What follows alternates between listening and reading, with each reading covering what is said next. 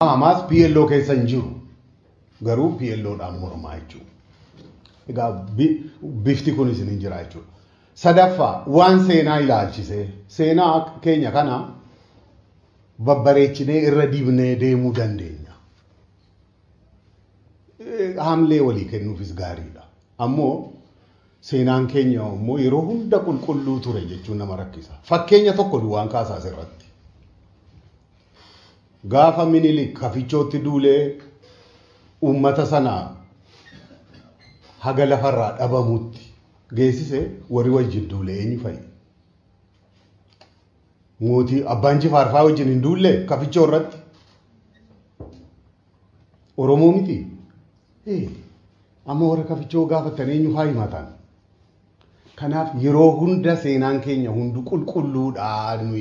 Miidhamaadhuma turre malee takkaa nama biraas hin miine ofiin jechuun ni ulfaata jechuudha. Fakkeenyi biraas jiraachuu hin danda'a.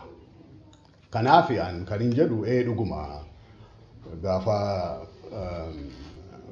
mootummaa alagaa jalatti fufnu akka uummataatti bilisa turre akka biyyaatti immoo biyya tokko jalatti bulaan turre.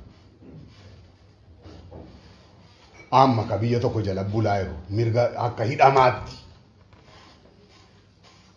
biyya ofii keenyaa qabaachuu hin dandeenyu jechuu miti. Hin dandeenye. Ammoo practically haala har'a jiru keessatti hin danda'ama. Fakkeenya tokko duwwaan kaasa asirrattis Eertiraan Itoophiyaa irraa walaba taatee nagaan argamee